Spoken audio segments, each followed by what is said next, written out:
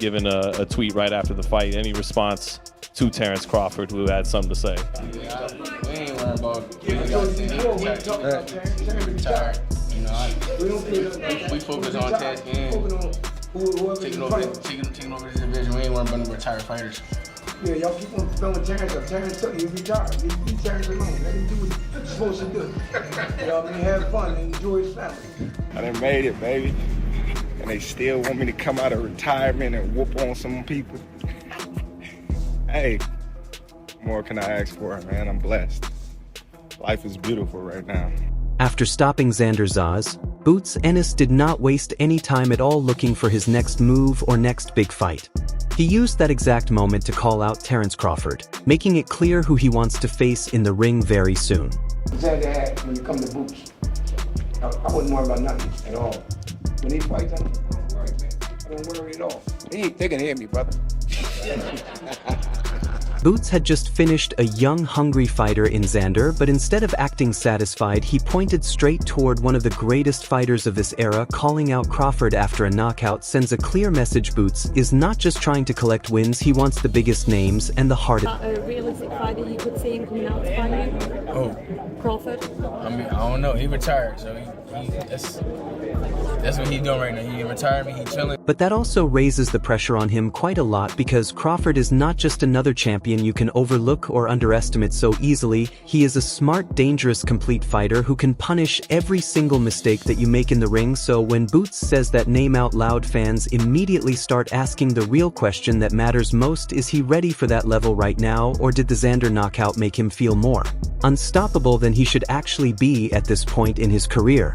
Than even him or any other fighters, but what is different about Jaron Ennis than a Terence Crawford or anyone else for that matter, but specifically Terence? I'm different. Y'all know I'm different. But I remember a couple weeks ago, there's Gillian Wallow put out a video, and Bud was on the other side saying, I would knock that Boots out. Like, did you watch that, and what was your reaction to that? Oh man, I'm in camp. I don't even worry about what he retired. I ain't worried about what going on. I'm like that. I'm focused on tasking him, and that's it. You asked what makes him different from even Terence Crawford or any other fighter, and he said he is just different and that everyone already knows that. But then you reminded him about a video from a couple weeks ago where Bud said he would knock the Boots out, and you asked if he watched it and what his reaction was, and he said he is in camp and not worried about what Crawford says because he is retired and he is focused on his own path forward, while Terence Crawford reacted to Boots Ennis' win.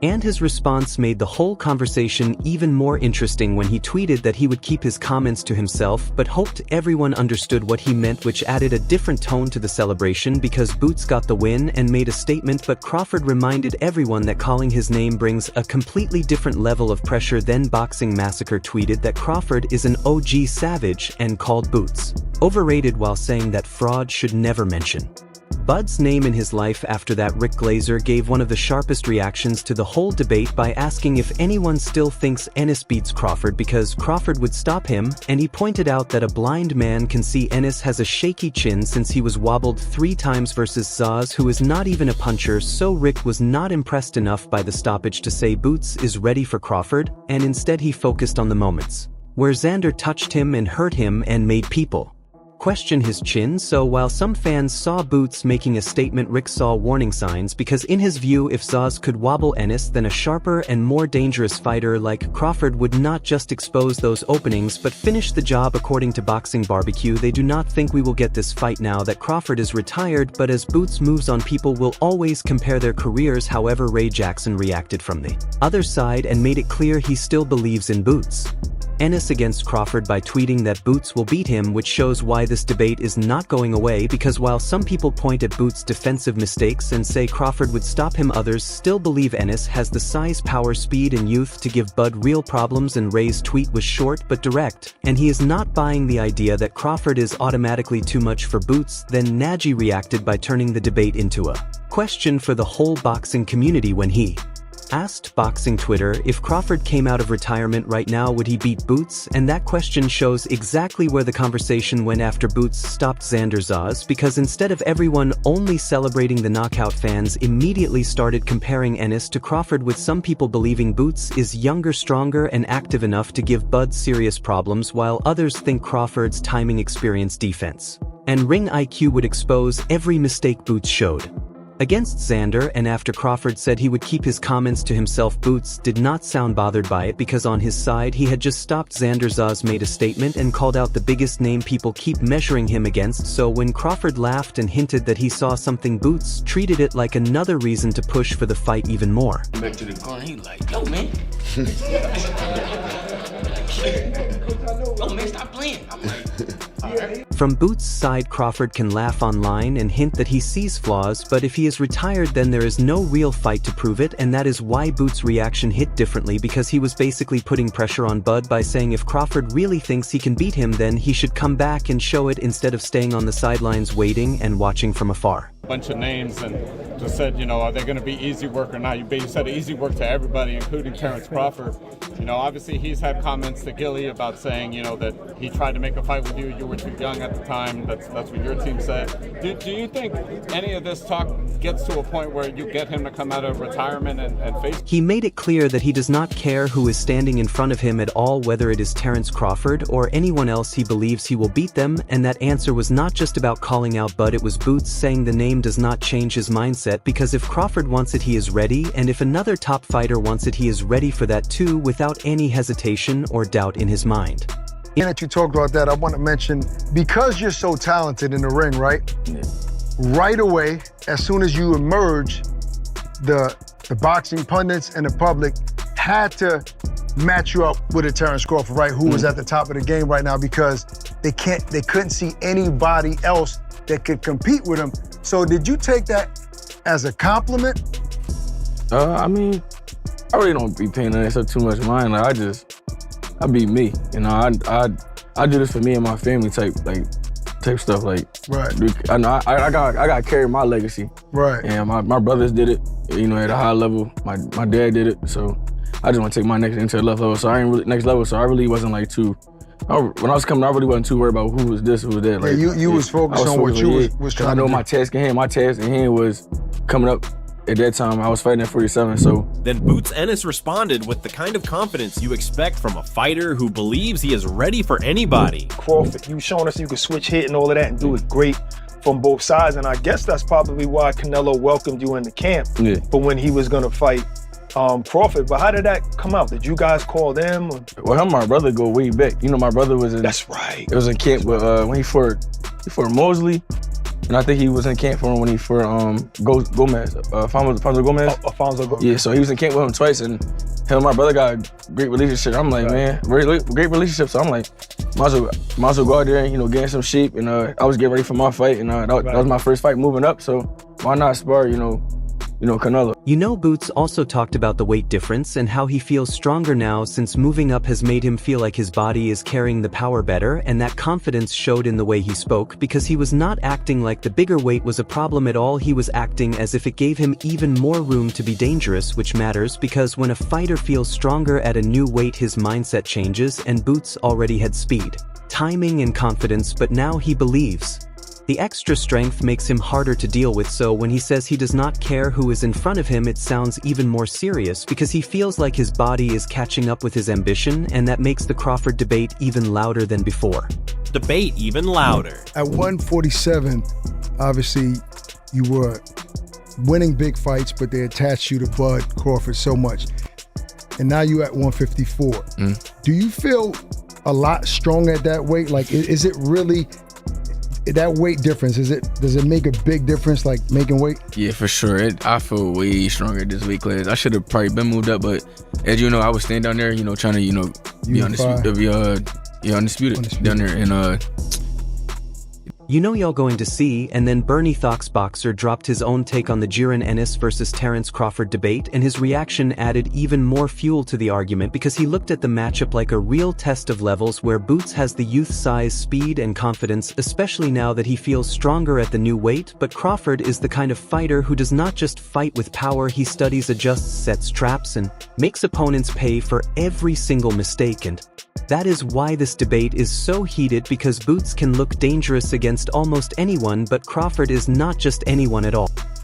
I want to ask you that question first. Can you answer that for me, Boots? If you see this interview and everybody's talking, or Boots fans or whoever it is, and everybody getting mad at me, I'm just asking you, if you're the #1 contender For Earl Spence, why would you let Bud Crawford take your spot? Okay. Now, okay. Fine. I commend you on that, because let's just say you wanted those guys to fight for that way you can be undisputed. Okay, I'm going to let those guys fight because, I want to be undisputed. Okay, so we let you slide on that. Okay. Now, when this fight is made, just like most big fights, there's usually a rematch clause, okay? So with these type of superstar fighters, we know they fight, infrequently. They fight less. It's not gonna be immediate. It's not gonna be. So let's say they fight. How much do you think the time would be for the rematch to happen? Because like Ernie's point made the conversation bigger than just hype, because if Boots really wants to be compared to Bud, then he has to prove that his pressure strength and confidence can actually work against a fighter who has already solved elite opponents for years and years without ever really looking lost or out of place in any big moment. Fight Crawford again. Actually, they're going to be trying to get rid of Crawford after that. When Boots Ennis spoke about Terence Crawford, and he did not sound like someone trying to avoid that name at all, because Boots made it clear that Crawford being a legend does not change how he sees the fight, since he respects what Bud has done, but he also believes that if Crawford is in front of him, he can beat him like anybody else, and that is the confidence Boots is carrying right now, because he is not talking like a fighter who wants easy fights. He is talking like someone who wants the biggest name attached to his era, and after stopping Xander Zayas, that confidence only got louder because Boots feels stronger at the weight, he feels more dangerous, and he believes his power, speed, and pressure can trouble anyone. So when Crawford laughs online or fans question his flaws, Boots' answer is simple: put him in the ring, and he will prove it without any doubt. Tired of hearing about Terence Crawford throughout the build-up to this fight, but he did tweet something that definitely seemed like in relation to this fight, without saying much, but given a tweet right after the fight. Any response to Terence Crawford, who had something to say? Yeah, we ain't worried about retired. We focus on tasking and taking over the division. We ain't worried about the retired fighters. Yeah, y'all keep on throwing Terence up. Terence, he's retired. Leave Terence alone. Let him do what he's supposed to do. Have fun and enjoy his family. Buzzy Ennis made it clear that Boots is not trying to move backward after stopping Xander Zayas, because he started calling out Sebastian Fonder as the next target, and that tells you how confident Team Ennis feels right now, since Boots just moved up, felt stronger at the weight, broke Xander down, and finished him in statement fashion. So Boots is not looking at small fights or safe names. He wants Boots in with another champion, another dangerous fighter, and another matchup that can push him closer to taking over the division. And Fondora is a completely different kind of problem, because he is tall, awkward, long, active, and difficult to prepare for, since his size does not match the way he fights. But that is exactly why Buzzy calling him out matters, because Team Ennis believes Boots has the speed, power, angles, and strength to deal with that kind of challenge. And after the Xander knockout, Buzzy's message was simple: Boots is ready for bigger names, bigger belts, and bigger danger without hesitation. Fondora. So he could be next. All right, thank you. All right, same here. Way to go. All right.